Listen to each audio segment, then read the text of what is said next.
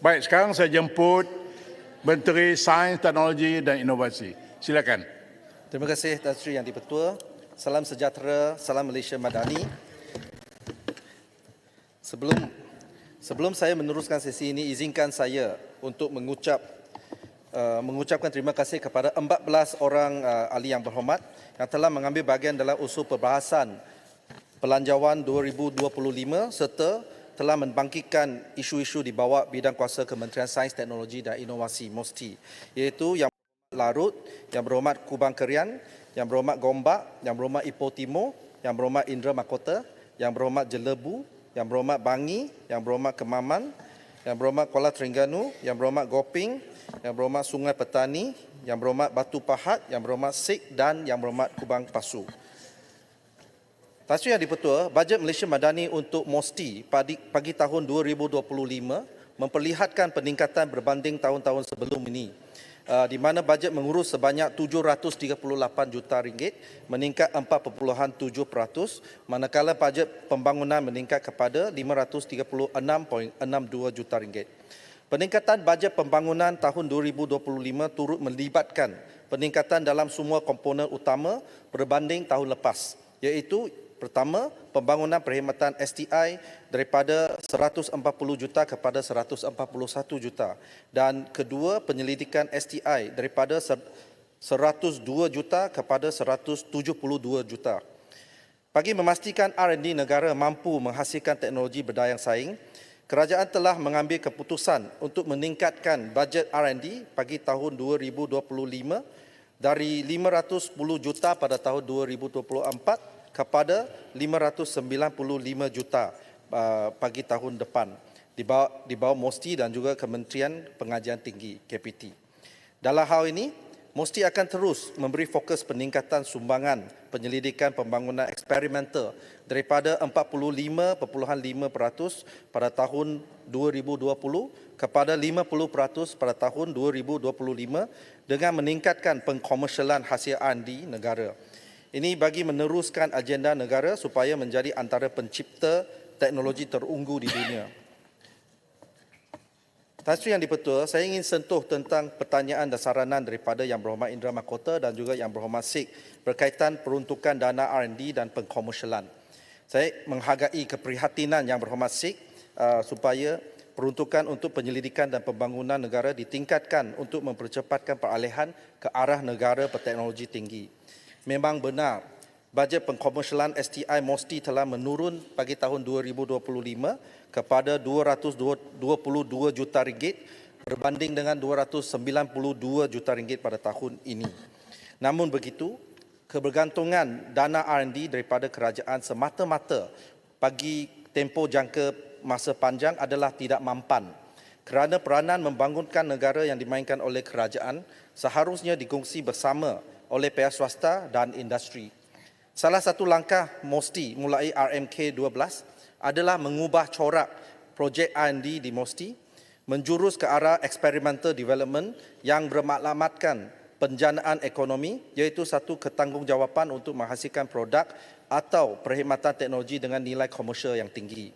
Bagi menggerakkan keberhasilan ini, satu mekanisme padanan dana dengan penglibatan sektor swasta, terutamanya syarikat pelaburan berkaitan kerajaan atau GLIC serta pihak industri telah diintegrasi melalui dana Malaysia Science Endowment atau MSE. MSE adalah dana alternatif kebangsaan yang khusus bagi tujuan membiayai aktiviti-aktiviti R&D and CNI, iaitu Research and Development and Commercialization and Innovation secara mampan. Selain itu, MSE juga berperanan sebagai sebuah platform yang bertanggungjawab untuk mendapatkan dana dari dalam dan luar negara, termasuklah grant dari industri, dana antarabangsa, wakaf, pendemar, filantropis dengan izin, angel investor dengan izin, crowdfunding dan SES fund. MSE telah mula memberi impak terhadap pembiayaan R&D dan CNI yang mampan untuk jangka masa yang panjang melalui sumber alternatif sekaligus mengurangkan kebergantungan kepada dana kerajaan di samping merancangkan penglibatan sektor swasta. Langkah ini bukan sahaja mengaktifkan penglibatan pihak swasta dalam R&D dan CNI, malah akan meningkatkan perbelanjaan dalam negara kasar untuk R&D, GERD, dan sumbangan sektor perniagaan dalam perbelanjaan R&D negara, BERT, ke sasaran yang ditetapkan menjelang tahun 2030. MSE kini sedang memadankan dana dengan rakan-rakan strategik yang terdiri daripada pihak swasta, industri, organisasi antarabangsa dan kerajaan-kerajaan negara lain dalam nisbah 50-50 untuk melaksanakan projek-projek R&D dan CNI di Malaysia dengan mengguna pakai pulangan yang dijana dari tabung MSE. Reserve MSE yang sedia ada berjumlah 250 juta ringgit. Setakat ini terdapat 6 syarikat yang berada dalam industri melibatkan sektor E&E, hidrogen hijau, oil and gas, perkhidmatan rel dan aero angkasa telah menyatakan hasrat untuk bekerjasama dengan MSE. Manakala kolaborasi bilateral dan multilateral melibatkan 30 buah negara lain.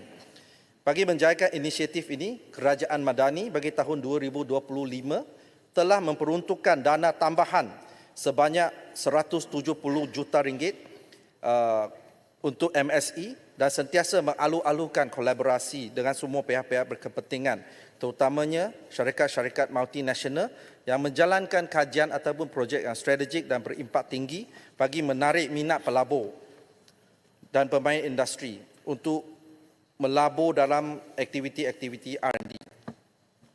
Seterusnya, saya juga ingin merujuk kepada isu pengagihan dana R&D dan pengkomersialan seperti yang dibangkitkan oleh Yang Berhormat Indra Mahkota. Untuk makluman Yang Berhormat, bagi tahun hadapan, daripada peruntukan sebanyak 595 juta ringgit, KPT diperuntukkan sebanyak 400 juta ringgit, manakala MOSTI diperuntukkan sebanyak 195 juta ringgit, iaitu lebih kurang 32.5%. Mengenai pertanyaan mengenai permohonan dana, MOSTI menawarkan skim pembiayaan dana berdasarkan kriteria tahap kesediaan teknologi ataupun Technology Readiness Level, TRL. TRL 2 hingga TRL 9. TRL ini merangkumi proses mengenal pasti tahap kesediaan teknologi R&D yang bermula dari formulasi Proof of Concept dengan izin, POC, sehingga pembuktian produk yang tersedia untuk dikomersialkan. Permohonan dana mesti juga membenarkan pembiayaan untuk permohonan paten dan sebagainya, namun masih tertakluk kepada Undang-Undang MyIPO. Permohonan dana boleh dilakukan di laman web MOSTI, iaitu dana R&D. Di bawah bahagian dana MOSTI, kita ada 5 dana, iaitu Applied Innovation Fund, Bridging Fund, Technology Development Fund 1, TED1, Technology Development Fund 2, TED2 dan juga SRF, Strategic Research Fund. Untuk startup pula boleh membuat permohonan di bawah My Startup Single Window, di mana dana-dana dari syarikat-syarikat, dana-dana untuk syarikat-syarikat pemula bolehlah dipohon di bawah website My Startup. Permohonan akan melalui pelbagai peringkat tapisan dan jawatan kuasa penilaian terdiri daripada wakil-wakil industri, syarikat swasta, para pakar penyelidik veteran ataupun akademia. Antara cabaran yang wujud dalam pengkomersialan produk R&D adalah penyesuaian suatu teknologi dengan permintaan industri. Jika tidak, satu sumber perlu digerakkan untuk memenuhi semula permintaan pasaran di mana merugikan dalam aspek melengahkan tempoh masa pengkomersialan, peruntukan dan tenaga kerja. Oleh itu, MOSTI sedang memperkemas gerak kerja pengkomersialan dengan memperkasa beberapa inisiatif dalaman seperti yang pertama, program penggunaan barangan dan perkhidmatan hasil R&D tempatan, MySTI, iaitu satu inisiatif perolehan kerajaan dengan kerjasama Kementerian Kewangan bagi meningkatkan teknologi sovereignty dan teknologi roll-out dalam negara. Program ini mensasarkan 500 barangan dan perkhidmatan hasil R&D tempatan ditandakan dengan logo MySTI dan 50 daripadanya berjaya memasuki perolehan kerajaan. Ini adalah target. Ini antara usaha kerajaan untuk memperkasakan lagi pengkomersialan hasil R&D tempatan. MySTI menyediakan platform yang merangkumi penandaan logo serta inventory barangan dan perkhidmatan hasil R&D tempatan yang boleh diakses di portal mysti.gov.my. Barangan dan perkhidmatan dengan logo MySTI akan diberi keutamaan dalam perolehan kerajaan. Program ini sedang dilaksanakan secara rintis selama 2 tahun mulai tahun 2023 Jun 26 melibatkan 12 kementerian. Setakat 30 hari bulan Oktober tahun ini, sebanyak 445 permohonan penandaan logo MySTI telah diterima dan 280 daripadanya telah diluluskan. Yang kedua, Tan Sri Yang di-Pertua, adalah National Technology and Innovation Sandbox, NTIS, yang merupakan satu platform yang membolehkan syarikat pemula, startup ataupun penyelidik ataupun penggerak inovasi menguji produk, teknologi atau perkhidmatan dalam persekitaran yang sebenar, live environment dengan izin, dan dalam keadaan yang selamat dengan memberi kelonggaran daripada undang-undang dan peraturan sedia ada secara umum atau khusus untuk tujuan pembangunan teknologi dan produk menerusi penyelidikan. Di bawah NTIS juga disediakan kemudahan pembiayaan bagi produk atau teknologi hasil R&D atau inovasi tempatan dari peringkat prototipe ke pengkomersialan. Sasaran program pembiayaan ini adalah untuk memberi akses kewangan kepada syarikat-syarikat PKS ataupun startup untuk membangunkan dan menjalankan proses pengujian atau pengesahan produk teknologi mereka dalam persekitaran yang terkawal, iaitu sandbox. Sejak permohonan dibuka pada 15 Julai 2020 sehingga bulan Oktober 2024, sebanyak 835 permohonan lengkap telah diterima untuk ke peringkat penilaian. Seterusnya, di mana sehingga kini 122 projek telah diluluskan di peringkat jawatankuasa kelulusan dana sandbox bagi pembiayaan dana NTIS dengan jumlah kelulusan sebanyak 116.1 juta ringgit di bawah rakan pendanaan utama iaitu MTDC. Seterusnya, yang ketiga. Sikit je. Ya, Terima kasih Yang Berhormat. Saya rasa itu inisiatif yang baik untuk membantu proses commercialization. Kalau boleh, saya nak tanya sikit. Tempoh masa, sebab dulu antara rungutannya ambil masa untuk kelulusan. Tempoh masa tu bagaimana? Sudah dipendekkan sikit sebagainya? Terima kasih Indra Makota kerana membangkitkan isu ini. Setakat ini kita tak ada satu tempoh masa yang tetap, tetapi memang kami akan sediakan satu SOP di mana ada satu tempoh masa yang tetap di mana jawapannya boleh ataupun tidak boleh akan dimaklumkan kepada pemohon dalam satu masa yang ditetapkan. Terima kasih. Seterusnya yang ketiga, inisiatif Tahun Pengkomersialan Malaysia, Malaysia Commercialization Year, MCY, yang merupakan sebuah program untuk melonjakkan hasil penyelidikan R&D. Pelbagai pihak telah dilaksanakan sejak tahun 2016. Sehingga tahun ini, MCY telah mengenal pasti 553 produk ataupun teknologi ataupun perkhidmatan R&D tempatan yang telah dikomersialkan dan dipasarkan dengan penjanaan hasil jualan sebanyak 729 juta ringgit. Pelbagai intervensi dan fasilitasi juga disediakan di bawah MCY, termasuklah padanan perniagaan, sesi due diligence, sesi coaching, business pitching serta platform tempatan dan luar negara untuk pameran hasil R&D tersebut. MCY Summit merupakan acara kemuncak tahunan MOSTI yang bertujuan mengiktiraf serta meraihkan pencapaian penyelidik dan usahawan teknologi tempatan yang telah berjaya mengkomersialkan produk R&D mereka di pasaran tempatan dan antarabangsa. Seramai 8,084 peserta telah menghadiri MCY Summit 2024 yang melibatkan 99 pempamer, 28 panel speaker tempatan dan antarabangsa, penyampaian 10 anugerah MCY 2023 serta 8 pertukaran MOU berjumlah lebih kurang 62 juta ringgit. Seterusnya keempat, melalui pelaksanaan Plan Tindakan KL20 yang merupakan kesinambungan kepada Malaysia Startup Ecosystem Roadmap Super dan Malaysia Venture Capital Roadmap MVCR telah dikubah dan dilaksanakan oleh MOSTI. Plan Hala 7 Komprehensif telah menggariskan inisiatif dan insentif untuk pengasas startup dan PMKS berteknologi tinggi, pelabur ataupun moda teroka dan bakat teknologi tech talent ke satu tahap yang lebih tinggi. Pelaksanaan inisiatif di bawah Pelan Tindakan KL20 akan merangsang semula kedudukan Malaysia sebagai hub terkemuka untuk syarikat pemula dan pemodal teroka serta mengangkat Kuala Lumpur ke dalam senarai 20 hub syarikat pemula terbaik global menjelang tahun 2030. Terdapat 12 inisiatif utama digariskan di bawah Pelan Tindakan KL20 yang akan mengukuhkan ekosistem startup dan bakat tempatan termasuk PMKS berteknologi melalui dasar dan insentif yang menarik pelabur dan bakat antarabangsa ke Malaysia. Antaranya adalah Innovation Belt bagi mewujudkan satu hub inovasi fizikal bagi syarikat startup, PMKS dan modal teroka untuk mengalahkan kerjasama pertukaran idea dan inovasi.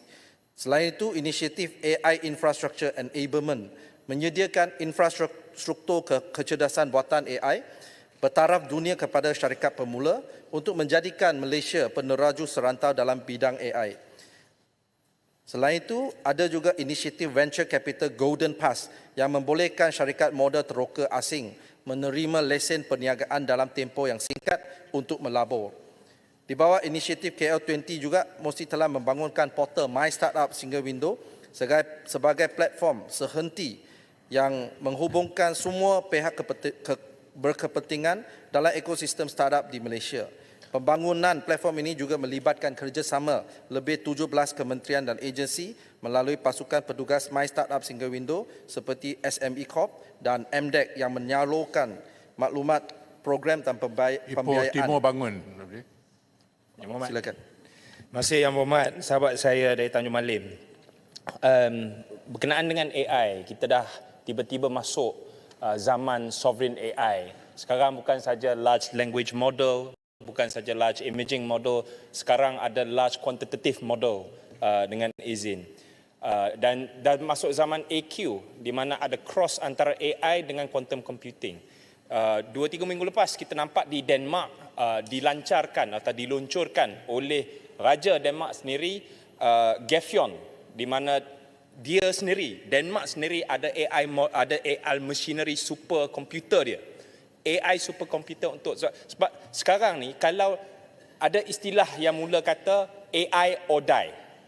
AI or die bukan saja untuk manusia, untuk individu, untuk profesional, tetapi untuk negara-negara, khususnya dalam sektor-sektor yang lebih khusus dan lebih istimewa, lebih spesifik untuk negara itu. Memasuki zaman kita sekarang nak mengaut keuntungan daripada apa yang ada di bawah tanah dengan industri lambakan pelaburan daripada negara luar dalam semiconductor dengan microchip, adakah pihak kementerian dan juga kerajaan pusat berhasrat berancangan untuk tubuhkan, wujudkan banner AI superkomputer yang spesifik dengan semiconductor microchip dengan rare earth processing dan rare earth mining dan juga silica processing, AI LQI large quantitative large model LQM untuk Malaysia supaya kita tidak tertinggal di belakang negara-negara lain. Sekian. Baik, Terima kasih Ipoh Timur, terima kasih Tan Sri Yanti Petua. Sekejap lagi saya masuk AI selepas ini. So okey. Saya rasa habislah yang bab ini tentang startup, sebab ada satu lagi soalan startup yang ditanya oleh Ketua Pembangkang tapi tak ada saya bagi soalan jawapan bertulis. Keduanya saya masuk ke dalam bab AI. Sebelum saya masuk mungkin saya jawab soalan Ipoh Timur dulu. Sebenarnya walaupun dia tidak dibawa mesti secara keseluruhannya, tetapi mesti bersama-sama dengan beberapa kementerian seperti Kementerian Digital, Kementerian Pengajian Tinggi, kami ada kerjasama untuk membangunkan kapasiti AI kita. Seperti yang kita maklum, AI adalah satu enabler yang sangat penting. Cuma kita belum dapat membangunkan, develop kita punya kapasiti secara keseluruhan. Maka untuk tahun depan dalam bajet ini juga Perdana Menteri ataupun dan merangkap Menteri Kewangan yang amat berhormat Tan Bun telah pun memberikan ekstra 50 juta ringgit untuk beberapa buah universiti, dan semua universiti itu ada tanggungjawab tersendiri di bawah bidang AI, tetapi mereka ada tanggungjawab tersendiri. Saya bagi contoh seperti USM. USM diberikan tanggungjawab untuk membangunkan kapasiti AI dalam semiconductor dan E&E. Dan UPM diberikan tanggungjawab untuk menggunakan quantum computing dengan AI untuk membangunkan teknologi cyber security dan lain-lain. Ini adalah beberapa inisiatif yang akan dijalankan oleh, walaupun tidak dibawa MOSTI, tetapi kita mengambil pendekatan whole of government approach, dan itu sebabnya memang adalah jawapannya. Terima kasih Ibu Timo. Dan Tambah sikit je. Maksud saya mengalu-alukan dan menyambut sangat-sangat baik apa yang sedang dilakukan, apa yang disebut oleh Yang Berhormat Menteri tadi. Tapi soalan saya sebenarnya lebih spesifik kepada infrastruktur, di mana kita nampak di Denmark, mereka dah buat Gefion. Dia pergi jumpa Jensen Huang, beli kat Nvidia, kalau tak silap 50,000 stack of GPUs dengan izin. Dia beli banyak-banyak GPU, kumpul sekali buat satu superkomputer. So ada teknologi, ada algoritma dia, ada dia punya back-end software, dan dengan hardware dia, di mana ada sovereign AI dengan sovereign AI infrastructure dengan izin. So adakah benda tu dalam perancangan atau pernah diperbincangkan, dan sekiranya tiada, Ipoh Timur nak cadangkan supaya perkara itu diperhalusi, dipertimbangkan, supaya kita ada infrastruktur AI kita sendiri macam Denmark dah ada. Sekian. Terima kasih. terima kasih saudara Ipoh Timur. Memang itu belum sempat dibincangkan, tetapi kami akan bincangkan sama ada kita perlu superkomputer atau tidak buat masa sekarang. Kami akan bincangkan dengan kementerian-kementerian yang lain. Dan untuk maklumat ahli berhormat yang Ipoh Timur, kita telah ada beberapa inisiatif. Yang pertama adalah tentang pembangunan bakat untuk melahirkan bakat profesional tempatan dalam bidang AI. Inisiatif pembangunan bakat ini juga digerakkan bersama dengan kementerian dan agensi-agensi yang lain, di mana penubuhan fakulti AI di UTM, Universiti Teknologi Malaysia, adalah satu inisiatif untuk menyediakan sumber kepakaran AI di dalam negara kita. Yang keduanya, kita juga ada memperluaskan inisiatif Bandar Pintar, Smart City. Bandar Pintar adalah salah satu daripada 5 bidang fokus strategik dalam Pelan Hala 7 kecerdasan buatan negara. Mesti terus memberi sokongan kepada pembangunan dan pembiayaan Bandar Pintar melalui pembentukan kolaborasi bersama agensi-agensi kerajaan, pihak berkuasa tempatan dan lain-lain. Yang ketiga adalah menyediakan pakej rancangan yang signifikan dalam sektor AI. Mesti sedang merangka insentif tambahan bagi menarik pelaburan langsung domestik dan asing, termasuk melalui insentif cukai, dana pembangunan dan kemudahan kolaborasi bersama pusat penyelidikan dan pemain teknologi antarabangsa. So, laporan daripada MIDA memetik jumlah pelaburan AI di Malaysia sehingga pertengahan tahun 2024 adalah sebanyak 1.1 bilion ringgit. Pada 2 hari bulan Mei tahun ini, Microsoft telah mengumumkan pelaburan sebanyak 9.4 bilion ringgit untuk tempoh 4 tahun. Laporan daripada AT Kearney menunjukkan unjuran jumlah pelaburan AI di Malaysia adalah 492 bilion ringgit sehingga tahun 2030. Yang keempat adalah untuk kita mengadakan satu RFP, Request for Proposal dengan izin.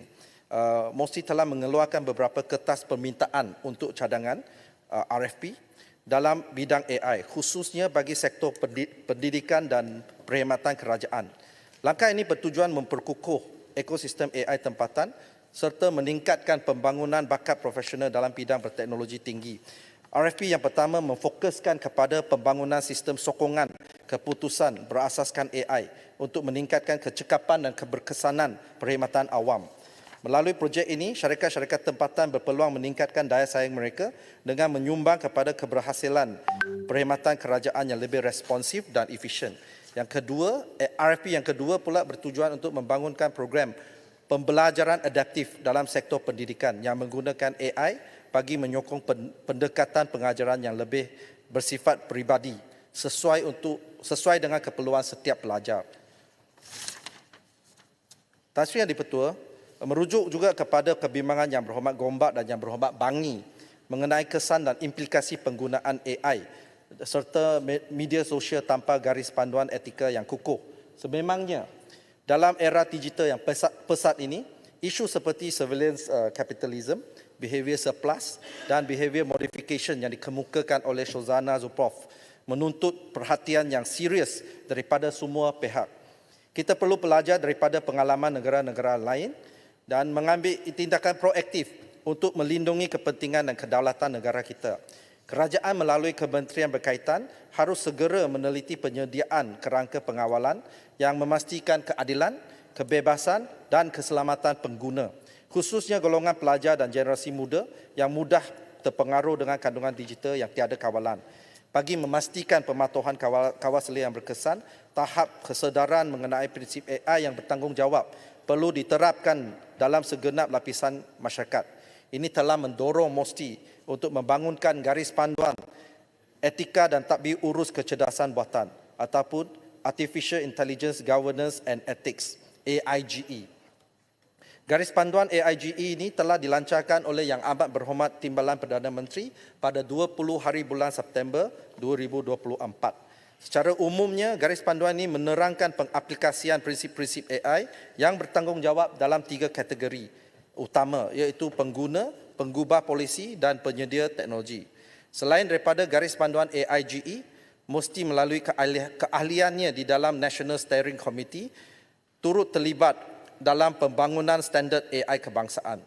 Garis panduan AIGE dan standard AI adalah kaedah soft approach dengan izin dalam mendidik masyarakat ke arah penggunaan AI yang bertanggungjawab dan selamat, menggalakkan proses-proses inovasi dan perkembangan teknologi dan mengoptimumkan kelebihan penggunaan teknologi tersebut kepada negara dan sosial ekonomi.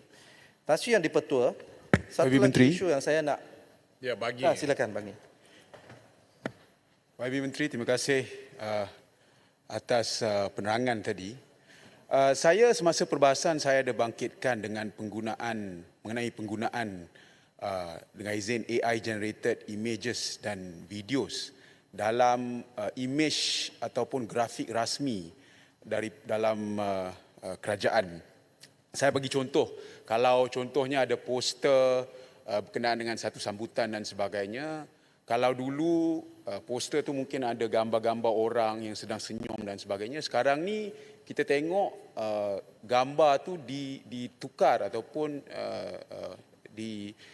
digunakan menggunakan AI.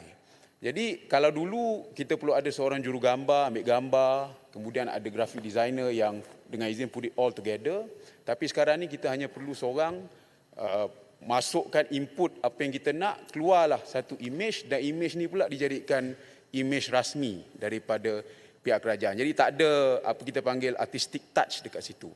Dan saya khawatir kalau kita sentiasa menggunakan pendekatan ini, maknanya orang yang ada pekerjaan sebagai graphic designer dan juga jurugambar dan sebagainya, kita tak guna kepakaran mereka. Jadi saya nak tahu dalam kita keluarkan garis panduan yang disebut oleh YB Menteri tadi, saya nak tahu sama adakah kerajaan mempunyai satu dasar atau garis panduan mengenai penggunaan AI generated images dan juga videos untuk image rasmi daripada pihak kerajaan. Terima kasih YB Menteri. Terima kasih Yang Berhormat Bangi. Jawapannya tidak, sebab AIGE ini dia lebih pada bagaimana menggunakan AI secara beretika. So ini lebih pada dia sama ada dia artistic touch ke ataupun ada artistic touch atau tidak, dia lebih subjektif lah. So dia tidak terlibat dalam etika.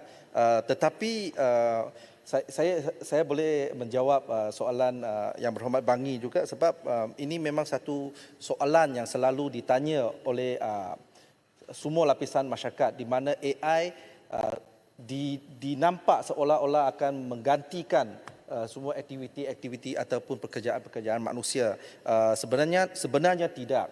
Sebenarnya apabila satu teknologi ataupun enabler muncul memang dia akan menimbulkan kerisauan seperti ini. Tetapi kalau kita melihat balik sejarah manusia, memang kita tidak digantikan pun, walaupun sebelum ni apabila berlakunya satu revolusi ataupun munculnya satu invention baru, machinery, semua orang ingat selepas ini semua orang akan hilang kerja. Tetapi hakikatnya tidak.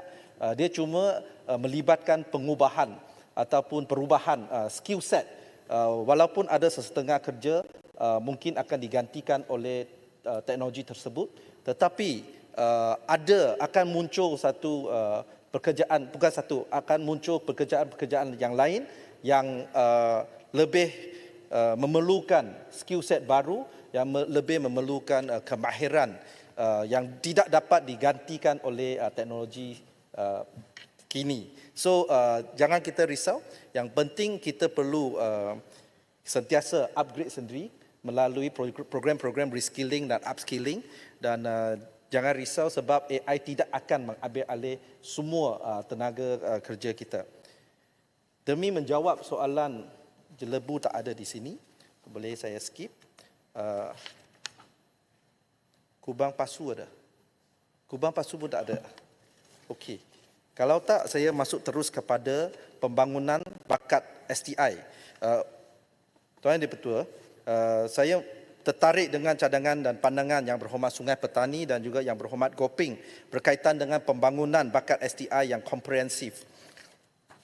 Sebagai makluman Yang Berhormat, laporan Indeks Inovasi Global GII 2024, Malaysia menunjukkan trend positif dalam pengeluaran bakat STEM negara dengan peningkatan graduan sains dan kejuruteraan kepada 40.23% daripada jumlah keseluruhan graduan pada tahun 2022. Walau bagaimanapun, dapatan data GII juga menunjukkan trend penurunan sebanyak 66.05% dalam jumlah penyelidik per juta populasi pada tahun 2020. Analisa ini menunjukkan cabaran dalam mengekalkan tenaga kerja penyelidik yang berpotensi memberi kesan secara langsung terhadap keupayaan inovasi negara. Perbezaan yang ketara ini menekankan keperluan pembentukan dasar dan polisi yang berfokus dalam meningkatkan jumlah penyelidik dan memperkukuh sokongan aktiviti R&D untuk manfaat graduan STEM negara. Pelbagai usaha dan inisiatif yang telah, sedang dan akan dilaksanakan oleh kerajaan dalam meningkatkan statistik penyelidik dalam negara ke arah negara maju berteknologi tinggi menjelang tahun 2030. Antara inisiatif yang dilaksanakan adalah seperti berikut.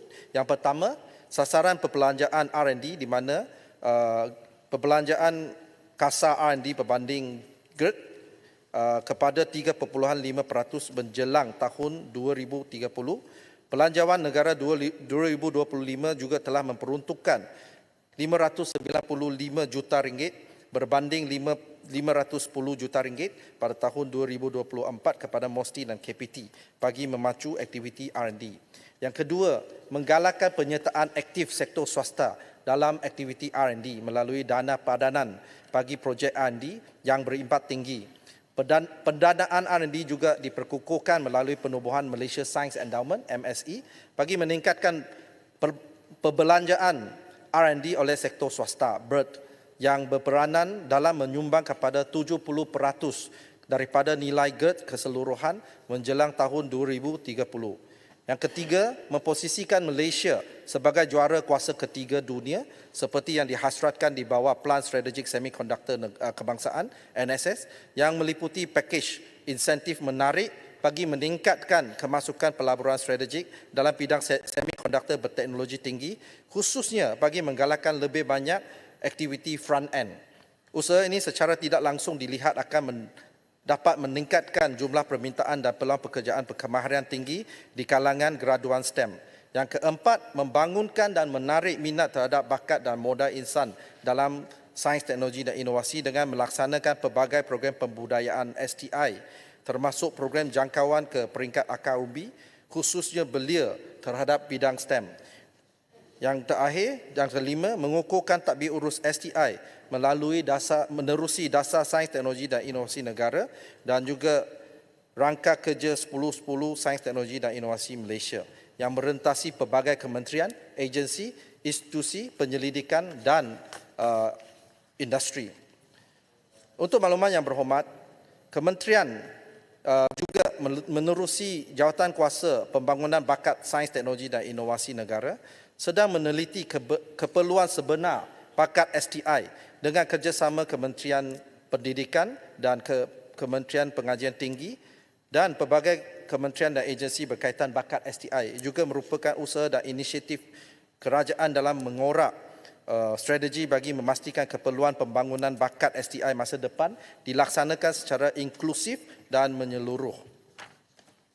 Sebagai tambahan kepada pertanyaan yang berhormat Sungai Petani, sebagai langkah untuk menitik berat penlibatan anak-anak muda dalam STEM, beberapa program intervensi pembudayaan yang merupakan sebahagian daripada inisiatif induk yang dikenali sebagai program SciTech for You telah dilaksanakan. Secara umum, program-program pembudayaan STI di bawah SciTech for You melibatkan beberapa kategori, iaitu program perdana seperti Minggu Sains Negara dan Malaysia Tech Olympic. Seterusnya, program-program lain yang dijalankan secara bersepadu dengan jabatan, agensi atau pihak lain seperti STEM Camp MOSTI, program di Pusat Sains Negara termasuk Exporia Sains, Kembara Sains Borneo, Schools Out Kids In, SOKI, Special Science Day, SSD, dan juga program di Planetarium Negara seperti Mars Challenge, Space Insight, Kejohanan Roket Kebangsaan, National Space Challenge dan lain-lain. Program-program tersebut juga melibatkan aktiviti pembelajaran secara tidak formal dan di luar bilik taja yang dirancang sebagai pelengkap kepada kurikulum yang telah disusun oleh KPM. Saya juga amat berbesar hati untuk memaklumkan bahawa MOSI telah berjaya menghimpunkan seramai 100 orang saintis yang komited dan dipadankan dengan 100 sekolah di bawah program STI 100 kuasa 3 sebagaimana yang telah dihasratkan oleh Yang Amat Berhormat Perdana Menteri semasa Majlis Peluncuran Program National Bioeconomy Showcase 2024 pada Julai yang lalu. Tan Sri Yang di-Pertua, saya masuk isu yang kedua akhir iaitu unsur nadir bumi, REE. Yang berhormat Larut, Yang berhormat Kubang Kerian, Yang berhormat Ipoh Timur dan Yang berhormat Kuala Terengganu telah membangkitkan isu mengenai pembangunan isu industri nadir bumi. Untuk makluman Yang berhormat, Malaysia di dalam persediaan untuk mewujudkan the complete value chain from mine to microchip dengan izin melalui penyelarasan di peringkat persekutuan dan juga kerajaan negeri memandangkan industri ini melibatkan beberapa segmen utama seperti huluan, pertengahan dan aktiviti hiliran. Rantaian nilai ini merangkumi segala-galanya dari aspek penerokaan, perlombongan, pemprosesan mineral nadir bumi, pembuatan bahan mentah dan akhirnya kepada pengeluaran produk berteknologi tinggi seperti supermagnet, motor elektrik serta komponen mikroelektronik seperti microchip dan sebagainya. Beberapa perkara perlu dinilai seperti sumber mineral dan eksplorasi yang melibatkan kuasa di bawah kerajaan negeri, infrastruktur pemprosesan dan teknologi, pembangunan kapasiti dan R&D, tenaga kerja serta hubungan pasaran dan perdagangan antarabangsa. Perkara ini juga memerlukan penglibatan daripada syarikat GLC yang lebih dominan dan kerjasama dengan semua pihak bagi mempercepatkan pembangunan industri ini, memandangkan kita terlalu bergantung kepada kepakaran luar di sepanjang rantaian nilai. Untuk makluman, buat masa ini, pihak MOSTI melalui MIC sedang mengkaji potensi pembangunan teknologi tempatan dan bakat tempatan bagi memenuhi keperluan industri REE di masa akan datang. Satu bengkel khas telah diadakan bersama pihak pemegang taruh untuk mengenal pasti ketersediaan teknologi dan bakat tempatan. Sekiranya semua elemen ini dilaksanakan dengan berkesan, Malaysia bersedia untuk menjadi pemain utama dalam industri bernilai tinggi dengan memanfaatkan sumber mineralnya untuk menghasilkan produk akhir berasaskan REE. Perlu ditegaskan, Malaysia perlu mengambil kira kekuatan negara serantau seperti ASEAN dan juga penglibatan dalam BRICS untuk memastikan negara Malaysia menjadi peneraju industri REE di peringkat antarabangsa. Seterusnya memberikan manfaat menyeluruh kepada rakyat dari aspek peluang pekerjaan, pendapatan negara dan negeri. Di samping itu, MOSTI telah membangunkan Pelan Hala Tuju Teknologi Bahan Termaju Negara 2021 hingga 2030 yang menggariskan beberapa elemen penting berkaitan dengan industri unsur nadir bumi REE, iaitu pertama, pembangunan teknologi pengasingan dan pemunian. Fokus kepada pembangunan teknologi pengasingan dan pemunian unsur nadir bumi untuk meningkatkan kecekapan dan mengurangkan impak alam sekitar. Kedua, kerjasama penyelidikan dan pembangunan R&D, menggalakkan kerjasama antara institusi penyelidikan, universiti dan industri untuk mempercepatkan inovasi dan teknologi REE. Yang ketiga, pengkomersialan produk berasaskan REE, menyokong pengkomersialan produk berasaskan REE seperti supermagnet, komponen elektronik dan bahan untuk teknologi tenaga boleh diperbarui. Yang keempat, pembangunan rantaian bekalan. Kita perlu membangunkan rantaian bekalan yang mampan dan berdaya saing untuk industri REE, termasuk aktiviti perlombongan, pemprosesan dan pembuatan produk akhir. Yang kelima, kelestarian dan mesra alam. Memastikan semua aktiviti berkaitan REE dijalankan dengan mematuhi prinsip-prinsip kelestarian dan mesra alam untuk mengurangkan kesan negatif terhadap alam sekitar. Pelan ini bertujuan untuk menjadikan Malaysia sebagai peneraju dalam teknologi bahan termaju, termasuklah dalam industri REE, dengan memanfaatkan sumber tempatan dan meningkatkan daya saing global. Pada masa ini, pihak kerajaan ada menyediakan bantuan melalui dana penyelidikan strategik SRF di bawah MOSTI. Terdapat 11 APP yang tersenarai dan MIC merupakan APP yang berkaitan dengan bahan termaju, termasuk unsur nadir bumi. Dana ini bertujuan untuk menyokong pembangunan STIE, Sains, Teknologi, Inovasi dan Ekonomi. Ia merangkumi penyelidikan, teknologi baru, proses, produk inovatif atau nilai tambah kepada teknologi sedia ada.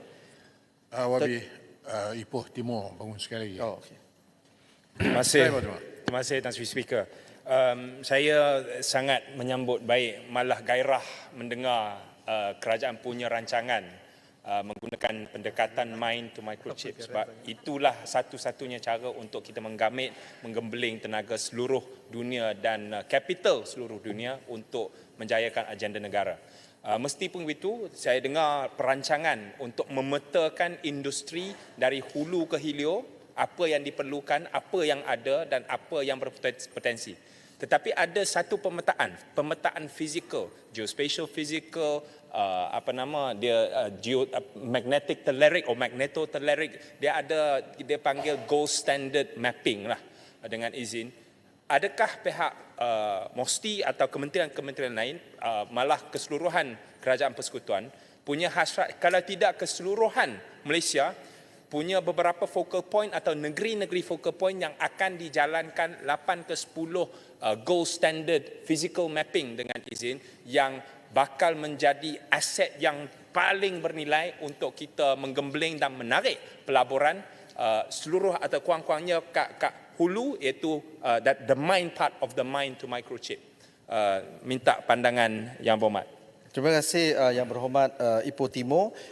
Mapping itu tidak termasuk dalam bidang kuasa MOSTI, tetapi saya boleh panjangkan kepada NRES. Terima kasih. Okey. Kuala Terengganu tak ada. Okey, so saya masuk terus. Walaupun Kuala Terengganu tak ada, soalan ini ditanya juga oleh Batu Pahat. Saya masuk terus kepada isu yang terakhir, iaitu tenaga nuklear dan hidrogen. Seterusnya, yang Berhormat Tan Sri Yang di-Pertua, saya ingin menyentuh isu yang dibangkitkan oleh Yang Berhormat Kuala Terengganu dan Batu Pahat mengenai potensi teknologi tenaga nuklear. Untuk makluman ahli-ahli Yang Berhormat, kemajuan teknologi telah menjadikan tenaga nuklear lebih sesuai untuk Malaysia dengan inovasi baru seperti Small Modular Reactor SMR ataupun reaktor modular kecil yang membolehkan loji nuklear yang lebih kecil, mudah dan selamat. Ciri-ciri teknologi baharu seperti ini boleh digunakan di kawasan di mana sumber tenaga konvensional tidak sesuai daripada aspek aplikasi dan kos. Kemajuan teknologi tenaga nuklear kini memiliki kelebihan dari segi keselamatan, terutama melalui kemajuan dalam pengurusan sisa. Reaktor moden menghasilkan sisa radiatif yang lebih sedikit dengan memanfaatkan bahan bakar dengan lebih efisien. Dari segi kos operasi dalam jangka masa panjang, tenaga nuklear menawarkan lebih banyak kestabilan, terutamanya dari segi harga bahan api. Tidak seperti bahan api fosil yang tertakluk kepada turun naik harga, tenaga nuklear mempunyai kecekapan tenaga tinggi, iaitu memerlukan bahan bakar yang sangat sedikit seperti uranium, tetapi mampu menghasilkan jumlah tenaga yang besar sehingga jauh lebih efisien daripada bahan api fosil. Silakan. Tuan Cik Speaker, saya nak ambil seminit lah. Sebab saya minat dengan kementerian ni. Tapi dalam perbahasan saya tak ada masalah, saya tak boleh sentuh. Saya difahamkan Kementerian Sains, Teknologi dan Inovasi juga terlibat dengan begitu aktif dalam mempertingkatkan bilangan pelajar-pelajar yang buat STEM. Utamanya STEM Package A dan Package B, Sains Tulen. Boleh yang Menteri terangkan apakah perkara yang dilaksanakan oleh kementerian? Saya minat dengan menteri dan juga kementerian. Memang kerja rajin. Terima kasih. Terima kasih Kubang Pasu. Tadi saya baru Berjawablah tadi kan? sudah sebut. Lepas. Nanti saya boleh bagi satu kopi kepada Kubang Pasu. Terima kasih atas keprihatiannya. Menteri nak perlukan berapa minit lagi? 1 minit. Saya bagi 2 minit. Terima kasih. Landing kan? Ya, pada masa ini Menteri, kerajaan sedang. Menteri. Terima kasih, Tan Sri. Dalam jalan Menteri. Oh, okey. Okey. Saya nak tanya ni, negara akan terima data center. Adakah dia akan bakal menggunakan SMR ni? Terima kasih Batu Pahat. Pada masa kini kerajaan sedang mempertimbangkan penggunaan tenaga nuklear sebagai salah satu sumber tenaga negara pada masa hadapan. Buat masa ini belum lagi, tetapi sedang mempertimbangkan untuk masa hadapan. Kerana pelaksanaan inisiatif ini adalah sebahagian daripada usaha kerajaan dalam mencapai matlamat pelepasan karbon sifar bersih menjelang tahun 2050. Mesti sebagai kementerian yang bertanggungjawab untuk pembangunan STI memainkan peranan dalam menyediakan kepakaran melalui program latihan dan selain itu agensi nuklear Malaysia mempunyai pengalaman, pengetahuan dan kepakaran dalam mengendali dan menyenggara reaktor penyelidikan Triga Puspati selama lebih daripada 40 tahun boleh diaplikasikan ke dalam program tenaga nuklear sekiranya dilaksanakan pada masa akan datang. Seiring dengan itu, kerajaan sentiasa menjalankan kempen kesedaran awam seperti program pendidikan, lawatan pakar, dialog dan forum awam bagi meningkatkan kesedaran masyarakat mengenai keselamatan nuklear. Agensi Nuklear Malaysia sedang bekerjasama dengan Kementerian Komunikasi melalui Jabatan Penerangan untuk melaksanakan program CEPA teknologi nuklear di seluruh negara. Di samping itu, Malaysia melalui Agensi Nuklear Malaysia sebagai agensi penghubung kepada Agensi Tenaga Atom Antarabangsa IAEA boleh mendapatkan bantuan dan sokongan teknikal dalam pembangunan program tenaga nuklear. Tan Sri Yang di-Pertua, sekian saja maklum balas saya untuk kali ini dan Ingat nak cok masuk sikit boleh? Dah masa. ya. Masa sudah habis lah, sorry. Terima kasih sekali lagi diucapkan kepada semua ahli yang berhormat yang telah mengambil bahagian dalam perbahasan bajet 2025 kali ini. Kementerian Sains, Teknologi dan Inovasi mengambil maklum akan setiap cadangan dan isu yang diajukan oleh ahli yang berhormat dan sentiasa komited dan berusaha mengambil tindakan proaktif yang sewajarnya. Terima kasih Tuan Yang di-Pertua. Baik, terima kasih Menteri.